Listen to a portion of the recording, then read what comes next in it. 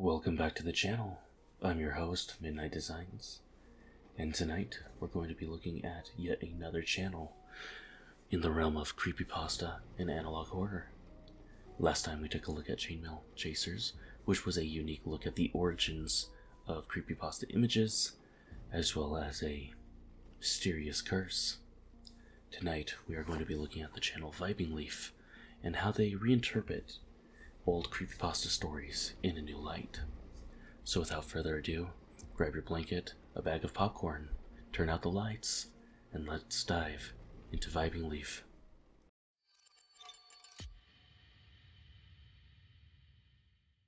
Now what is VibingLeaf, you may be wondering? Well, it's a very unique channel created on May 16th of 2021. They primarily focus on analog horror concepts and creepypasta reimaginings. The creepypasta reimaginings is what we are going to be focusing on in today's video. I've handpicked a few videos that I think you will enjoy and that will create some pretty good speculation. If you guys are wanting to see more of the channel, I'll leave a link to them in the description below, as well as links to all of my social media pages and Patreon. Thank you guys for supporting. And now let's get into the deep dive of VibingLeaf. Now the first video we're going to be taking a look into is called Red Mist Retake. Like I said before, this channel focuses on retelling and reimagining creepypastas. So what better way to start with one of the most infamous creepypastas, Red Mist, also known as Squidward's. If you've read the original pasta, you basically know how it goes. Squidward is humiliated and decides to unalive himself. Now this video does take some liberties, as well as the editing is really fantastic. So let's take a look together.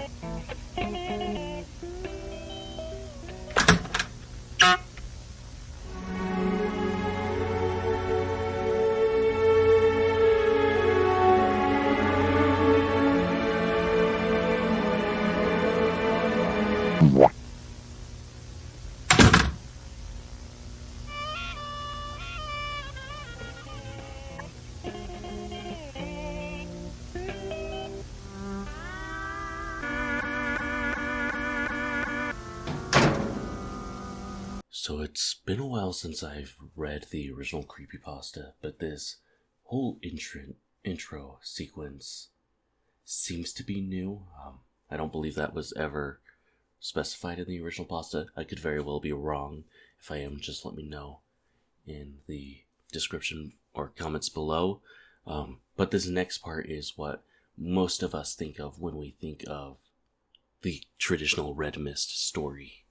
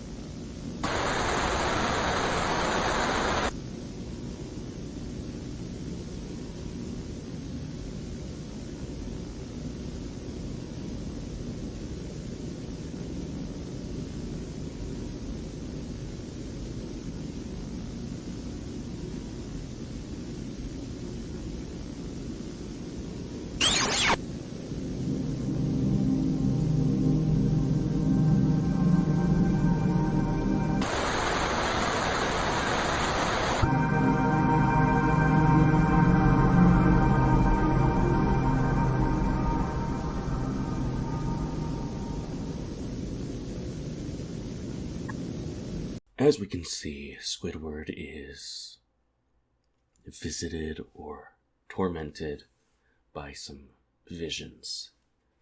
Looks like he's not taking being laughed at too well, not to mention the implications that something is coming for the town. Now, clearly this is taking a new direction versus the classic Creepypasta where he just got humiliated and unalived himself, and I think it's better for that. It doesn't fall into the traditional trope where we're just waiting on a very hyper-realistic cliche to happen. But let's continue.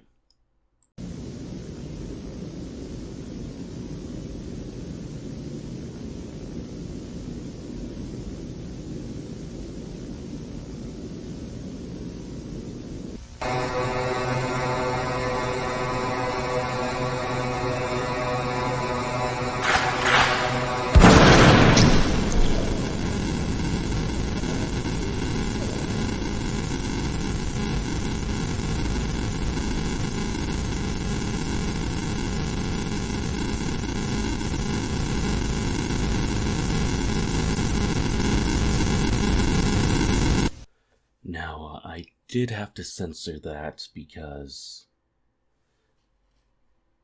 well, you heard what happened. And as much as I would love to show fully unedited footage, don't think I can really get away with that here on YouTube.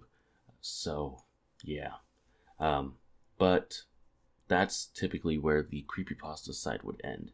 So, everything going forward is brand new territory made by VibingLeaf, and it's pretty awesome.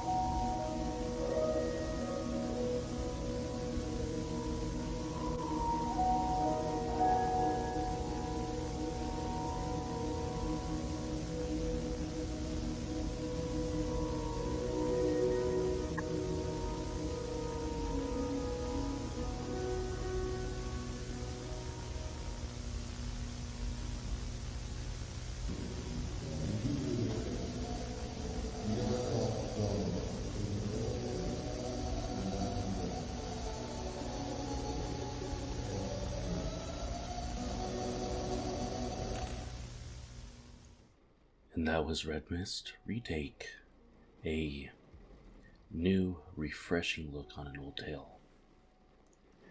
Now, this is probably one of the coolest ways to revamp creepypastas in general, is take the story, create actual footage around it, as well as make it your own in a unique way. Now, I do like kind of the heartfelt message at the end.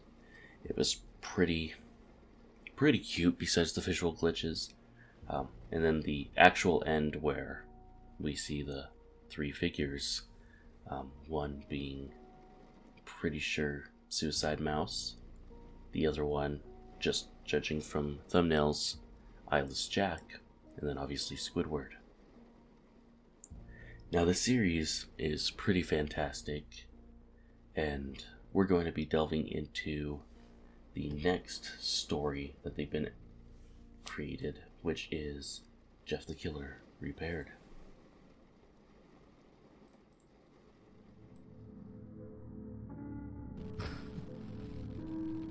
Hello, friend. You may not know me, but I've known you for a while now. More than you probably know yourself. It's the time for you to ask questions. The time is past your bedtime. So let it must be, friend. And do not open your eyes till it's morning. And pretend like nothing happened. Don't sleep, my friend. That's right.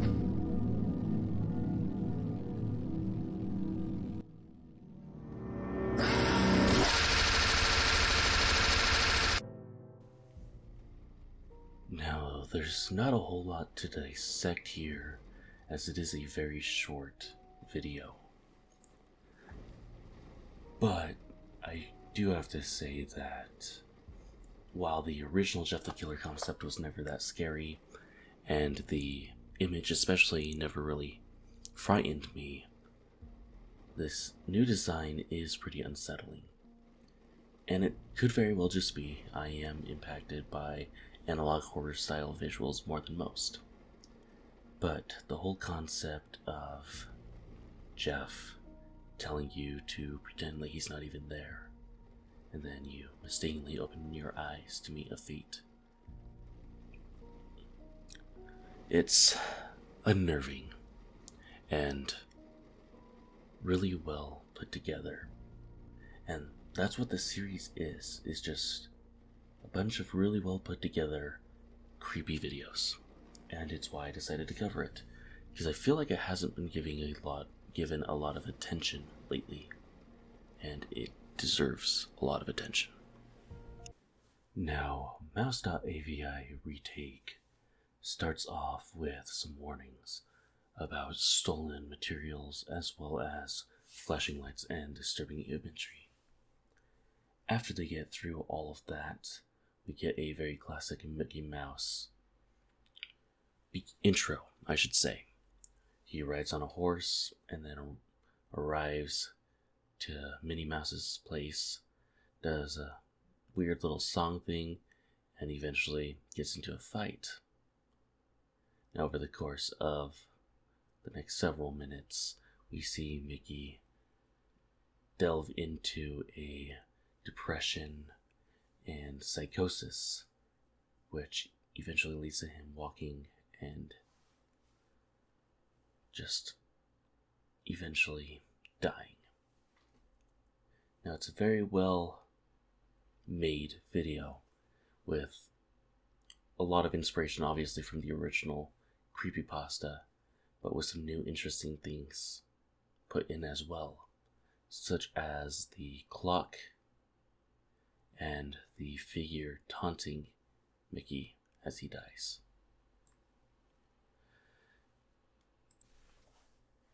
Now, the next video in the series we're going to be looking at is called Eyeless Jack Repaired. This one is more in line with the Jeff the Killer Repaired video previously, as the name suggests.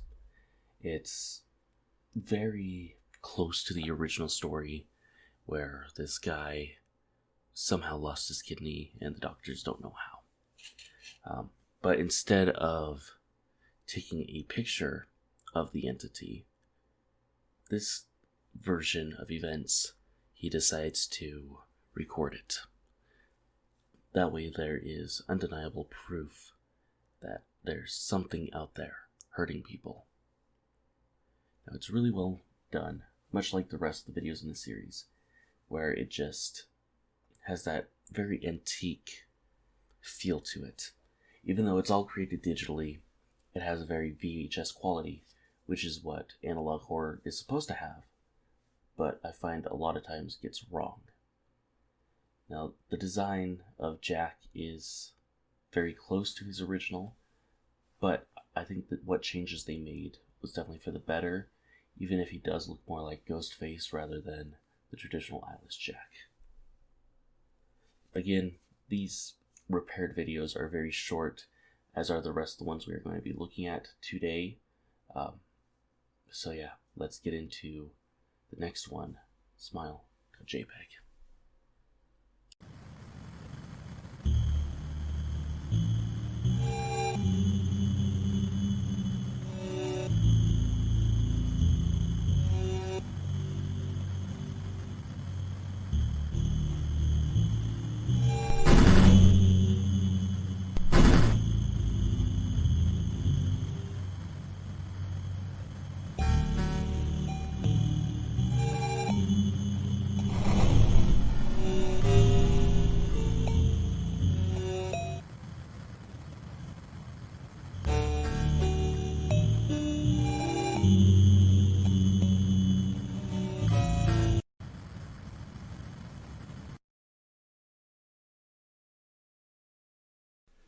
Now, smile.jpg is the shortest video that we're looking at today, and for a good reason. Sometimes to convey horror, right, less is more. And with this case, it's just the picture of smile.jpg morphing into a more demonic version of itself, much like the original chain letter. What makes it interesting is that it has a lot of similarities with the editing as Chainmail Chasers does, with the almost crunchy audio, the distorted morphs. And now I know that's just a staple of this kind of media, but I can't help but to think that maybe this is inspired by that series. Either way, it's a really fantastic short clip, and I kind of wish more channels would do things like this, where it is short but very effective. And that was our look at the channel VibingLeaf. Now, there's a lot I didn't cover today, mostly because there's so much of it that it would be a multi-part series, but also because I wanted to leave something for you guys to discover yourselves. Now, the first draft of this video had a lot more videos that I was breaking down than these ones. The reason why those were cut was mostly just because I want you to view them yourselves. They're really spectacularly done, and I recommend everyone check out their channel. There's a lot more than just creepypasta related things as well. Anyways, that's it for me. I've been your host, Midnight Designs. Have a wonderful evening.